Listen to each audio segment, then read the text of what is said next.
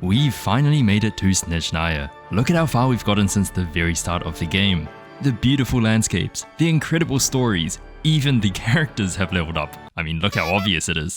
It is finally time for the next set of character-only runs, and Odette is our first victim. We've just been to the moon, but now it's time for the performance of a lifetime. Will she be able to set the standard for Snezhnaya? We can only hope so as we try to beat Genshin Impact with Only Odette. Standard rules apply. Here they are. Also, for my regular viewers, get baited. I said multiple times I wouldn't be doing Odette only. I didn't like her character and that I was busy doing Alosha only. I even posted about Alosha a few times just to juke you all. But she's here now. Hopefully this is a nice little surprise for you all. And let's just get into the run. I don't remember how long it's been since I've attempted to do Amber's domain, but as you can probably tell, I'm extremely rusty. I just didn't get why I couldn't jump onto this ledge after so many tries. But I actually found a new technique here. What do you know, I've done the skip like 20 times and I'm still finding new ways to cheese this. Sometimes she just zips past the edge after making the jump, but there is a way to stop this. By spamming our skill button, if we're at a point where we've successfully made contact with the ledge, it will just stop our momentum completely and position ourselves right where we need to be to complete the rest of the parkour. We can choose to freeze the water with the spikes in Kaya's domain, but as a ballerina, we should be able to jump this.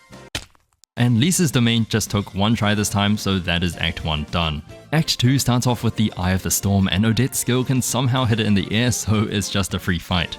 Now, if you didn't know, I'm warning you just this once, but there will be spoilers. Odette is a part of the Fatui, so fighting Zamenhof here doesn't make a lot of sense. But what makes even less sense is that both of them are under Senora, so what is going on here? If anything, D-Luke should be fighting you both. Look, if I'm a stupid Chungus and I've got something wrong here, then my bad. I haven't progressed through the Archon quest enough yet because I was busy doing this run, so don't go slamming me just yet. I'm gonna catch up. The Ruin Guard is weak to elemental damage, so our clone just mogs it with its pirouettes, and the Pyromage got a little taste of theatre itself, so Act 2 is also complete.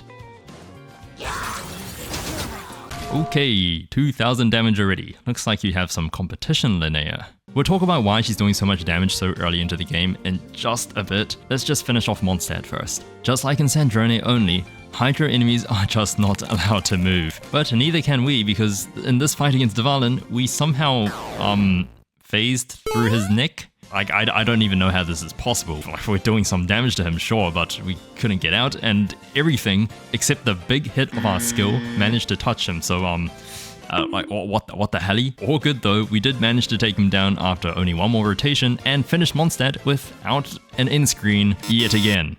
Now, I totally understand the last one because there was an event going on, but like, what's the excuse this time? You're allowed to say bullshit now, so this is bullshit. Anyways, Odette finishes Mondstadt in 2 hours, 53 minutes and 15 seconds, which puts her in 4th place between Flynn's and Beidou. If you don't know, this is the 17th, I'm pretty sure, run so far, so to beat more than 80% of them is a pretty good achievement already. So let's talk about what makes her fast compared to the rest of them. Odette is good for 2 things. Spinning and, spinning? She's good for 1 thing. Similar to our other big damage fiend, her special skill is the most important part of her kit because she has inbuilt stellar damage. Similar to all of the Luna characters I've done already, stellar damage ignores defense, so you're probably gonna see way higher numbers compared to the rest of the cryo damage she does. Her special skill can be used by first using her skill or her burst, either of the two. Special skill equals big damage. It does have its own cooldown as well, but we don't really need to talk about that. It can either be Stellar Conduct or Stellar Swirl damage, but in its base form, it's always going to be Stellar Conduct, and with the enemies we're up against, we're never going to trigger Stellar Swirl.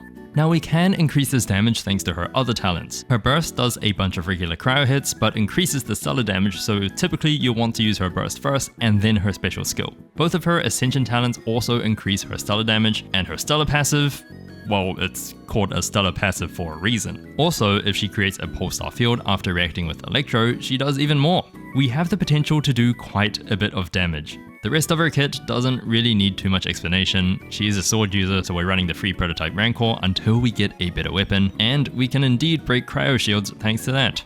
But hang on a second. She's from Snezhnaya, so how exactly are we going to level her up? Well, you see, we get a free teleport after Mondstadt, and it's region locked by the Archon quest.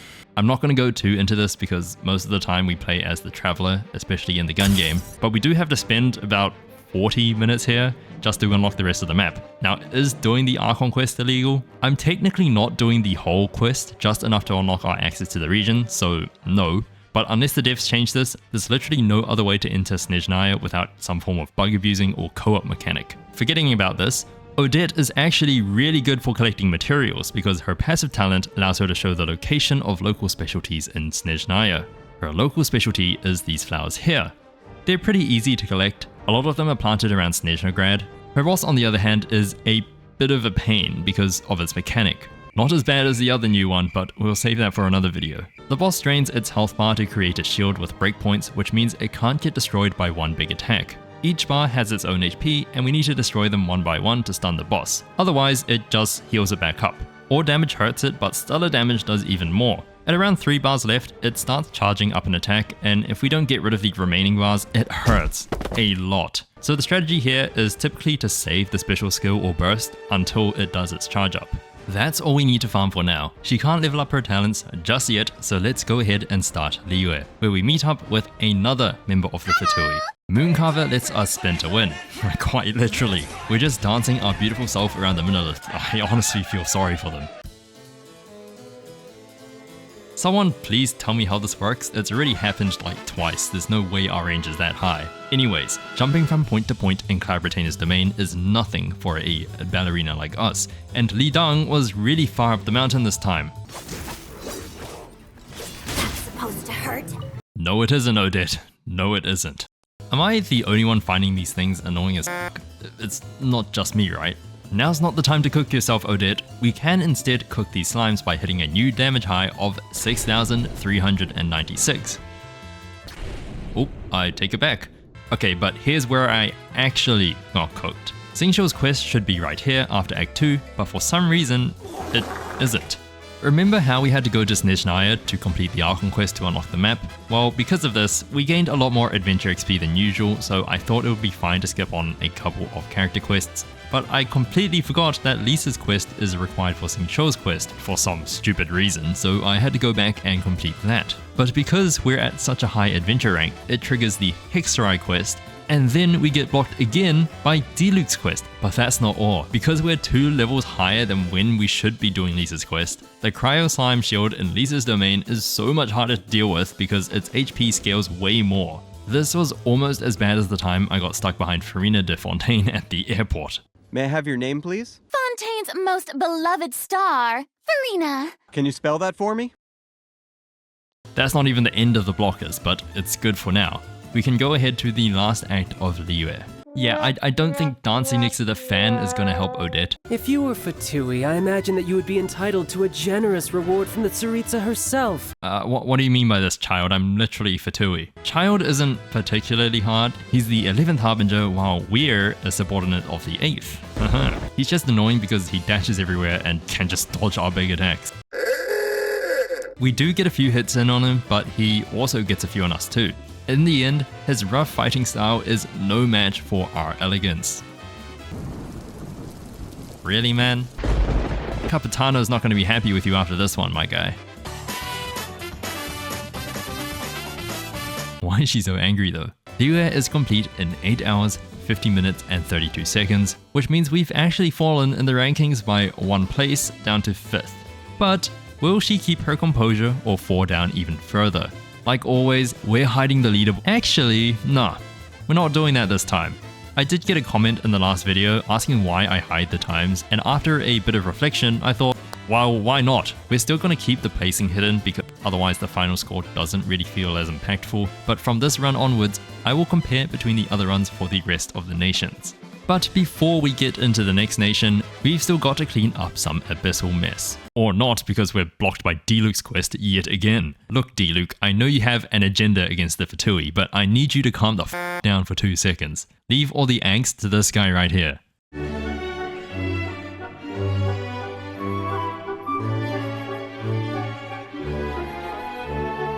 And we've hit 5 digits in under 10 hours. Kinda crazy. Ah, my favorite. Cryo mages. Secret tech right here. I could have gone for more plunges, but I purposely stayed facing the same direction to force the mages to teleport exactly where I wanted them, so that I could hit them with even more plunges. Each type of mage teleports in a different way. Cryo mages typically teleport right in front of you, same as pyro mages, but this time our shadow screwed us up by freezing the water under it.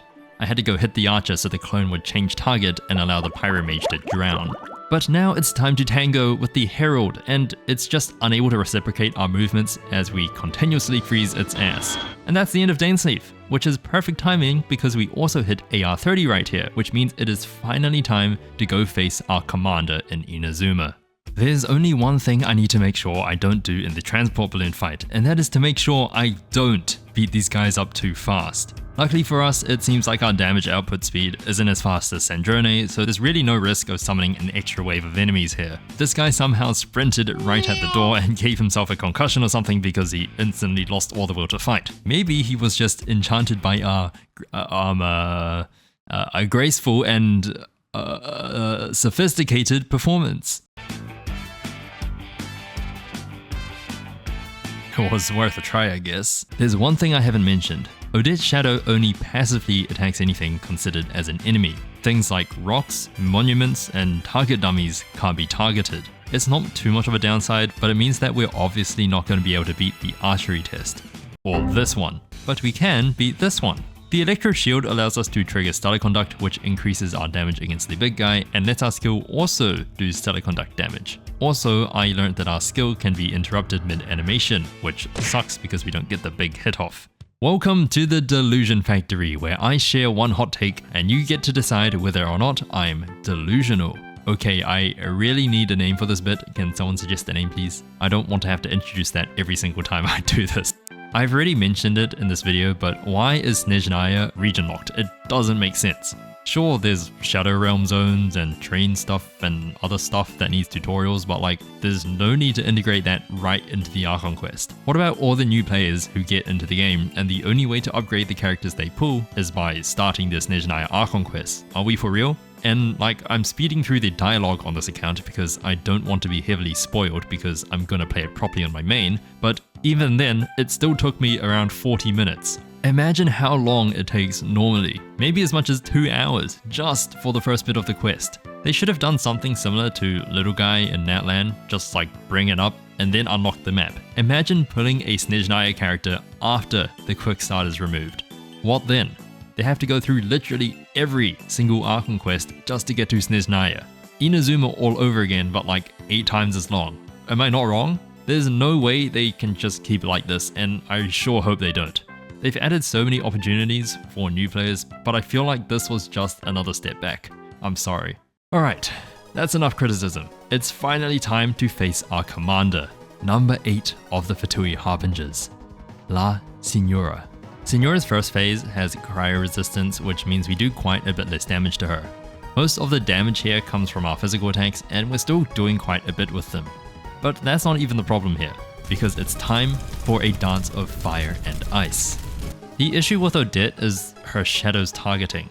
These things in the corner here are somehow classified as enemies, so when Signora goes invulnerable, it automatically targets them, and removes them from the arena when I don't want them to. Also, Signora herself dances around a lot and dodges everything like usual. She's literally taking our role. But it's fine, we clear the burnt flooring and then give her one last twirl before she gets struck down by the Shogun. The fight against A kinda goes as expected. Lunar damage in previous runs don't get buffed in this fight, so I fully expected the same with stellar damage here. After showcasing our moves against the Electro Archon, we finish Inazuma in 13 hours, 48 minutes, and 55 seconds, putting her back above Flynn's and slotting her behind Snezhnaya by just almost an hour. This guy hasn't clearly learned his lesson, but I think I regressed as a human being in this fight because I got hit by almost everything. Thankfully the guy doesn't do that much damage, and we also shred him, but any longer of a fight and I think I'd get Signora'd myself. The only rough fights in the Chasm quest are against more cryo mages, but just like before, we can just cheese them with plunge attacks. I almost screwed up this fight here though, the very final one, because I forgot the Electro Mage can just do that. But we did play it safe and managed to finish the rest of the fight before we got hit even once. Just for reference, if you fail in any of these mage fights, you have to restart the entire thing all over again. so I felt so incredibly relieved. Before we head into Sumeru, let's quickly talk about her talent domain. It's literally gonna take like 20 seconds, I swear. It's the easiest domain I've ever seen so far because look at this. The Leyline Disorder literally does a massive shockwave of electro damage if we hit an enemy with Stellar Conduct, so they just explode.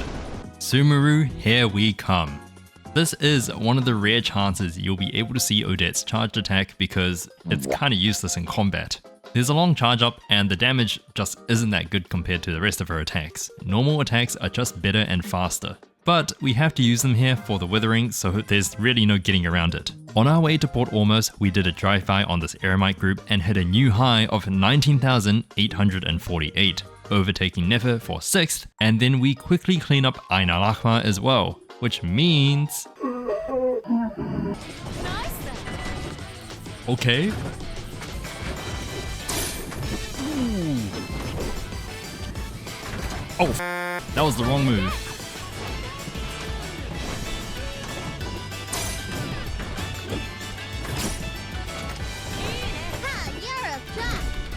What is this? What is this? What? Oh my, this is not... There's a dinosaur! My head is too fast!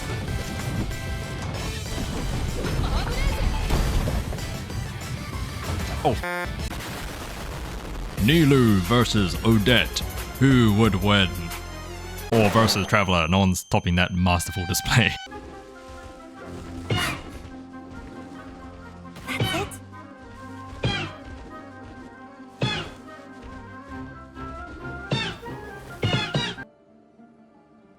Okay, what the f- You are dead meat!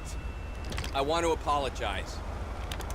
We are slowly inching our way up to Lauma's damage high. The Polestar field helps us hit for more than 20k damage, which still one-shots the Fatui here. I mean, we shouldn't be one-shotting them because they're our friends, but like, we can one-shot them. That's fine though. Maybe we'll have a chance against our forgotten Fatui comrade. Remember the Eye of the Storm and how we could hit it from the ground? Well, these turrets are also flying, so I'm fully expecting the Shadow to... What the Sigma? Taking down all the turrets allows us to knock down Mr. Moosh and do a new high of 26,253, which is not quite Lava's damage yet, but we're getting close. Big guy on the boat goes down real quick thanks to our Stellar Conduct, which means Sumeru is also complete in 20 hours, 39 minutes and 20 seconds. Let's begin. Oh, there we go. We pull ahead of Lama and Flynn's for 4th place. Alright. Now the thing about the Cryo Herald is, well, I just said it. It's Cryo. We can only use our normal attacks to break the shield and it's really slow. Let's be real, I've had worse. There are a lot of ledges here so we can plunge attack, but it's still pretty dang slow. It's just a lengthy fight and I'm pretty sure you don't want to see me go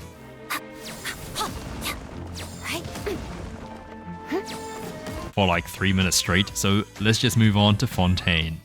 Like always, Fontaine is a nothing burger region, and although Odette is a French name, yes, I know I was surprised too, it's not Russian, it's French, there's really not too much to do here. First up are the flowers, which Odette can indeed do, and then the mecha, which barely touch us, which means we can already skip to the torture chamber. It's been like 3 sentences, I'm not even joking. The strat this time is random bullshit go, like I'm not really targeting anyone here, our skill just chunks them down every 15 seconds, so whoever I hit is whoever I hit. Most of the time we're hitting all 3 enemies anyways, so it's not like it matters at all. We only took 3,000 damage here, and it was literally as I was using the final skill, so the room was a breeze this time. Like I said, nothing burger act. 27 hours, 56 minutes and 9 seconds. If it were another character, this would have taken a lot more time, but Odette is extremely strong damage-wise. But damage is not the only thing we've got to take into account here. 1 Pyromage and 2 Cryomages. How exactly do we deal with this? I thought of a pro gamer move out a week in advance, planned it thoroughly, even had calculations up on my second monitor to perfectly time. Yeah, nah, it's just luck. By absolute chance, absolute random chance, the 2 Cryomages chose to teleport first, literally milliseconds before, so that the Pyromage would show up last and burn the grass, causing the Cryomages to lose their shields. Perfect. It could not have gone better.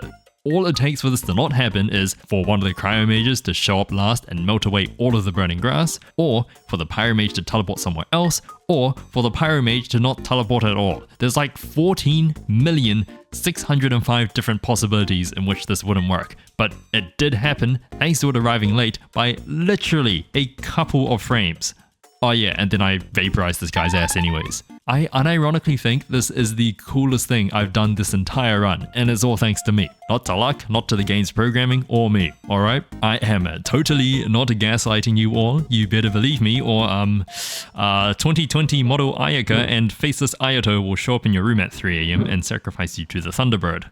Herald round 2 is scary as heck because I was already chunked down to 5k health with most of its shield up. All it takes is for it to recognize that we're more than 2 Odettes away from it, so it does its really hard to dodge stamina reducing ranged attack. But we do manage to take it down while literally being one shot away from death. Wake up! Wake up! Wake up! I am so incredibly sorry to all those people who fall asleep to my videos. I know there are a bunch of you, I've seen comments, and I am totally not smiling behind the microphone right now. I definitely feel remorse, and I am, yeah. Ay.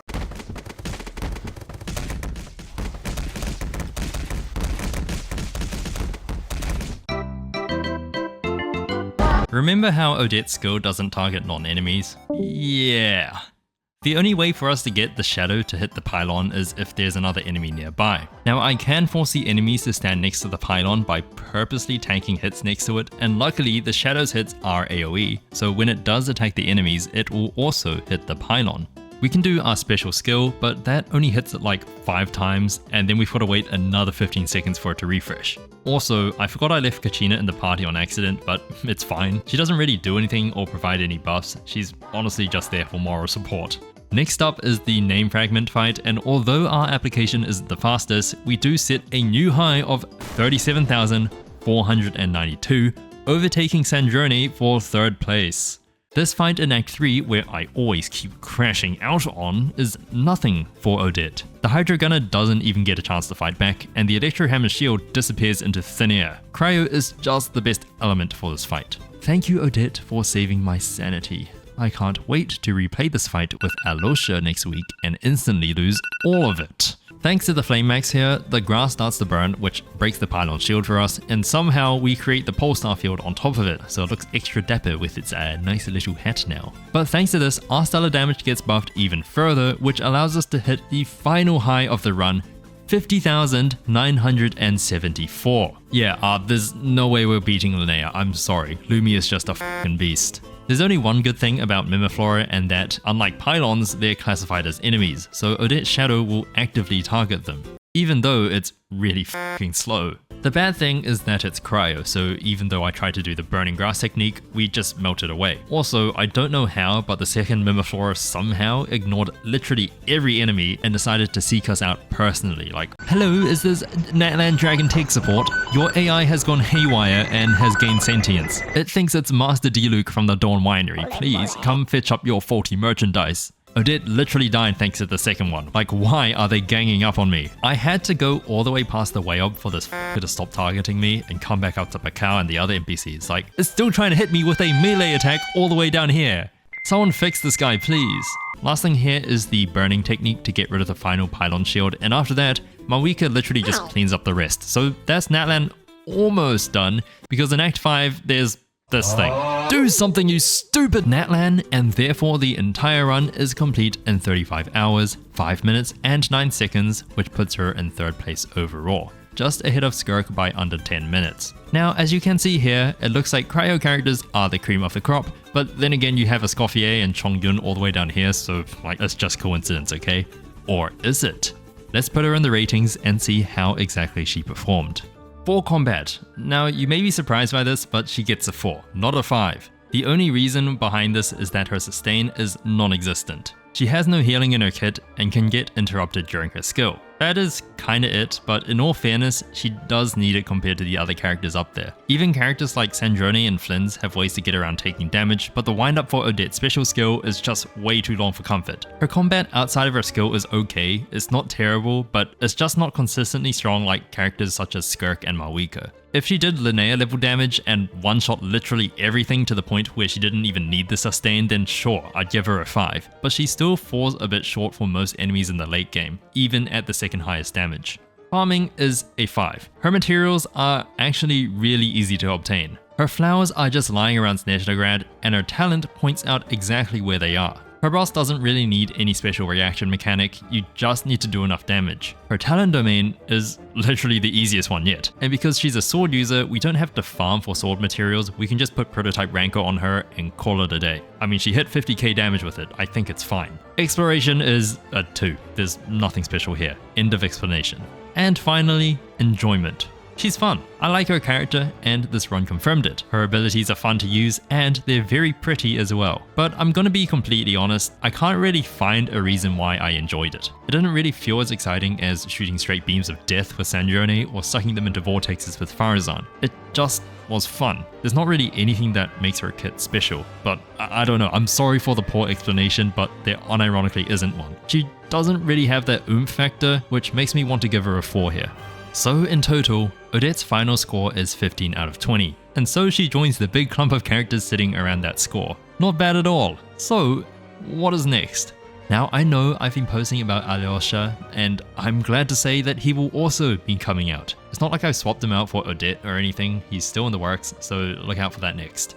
I've completed Emily's run as well, but I'm probably gonna release a non-character video first, either Spanish Natlan or the other challenge video planned. Vodyanitsa looks like a Hydro Catalyst, so I'm not sure if I want to run her, but I still like her a lot, so we'll see. Here are the other runs in the backlog that I've mentioned in another post. But that's basically it for now. I hope you've enjoyed the video, and if you did, make sure you chuck a like on the video and hit that subscribe button, and I'll see you next time for Alyosha only.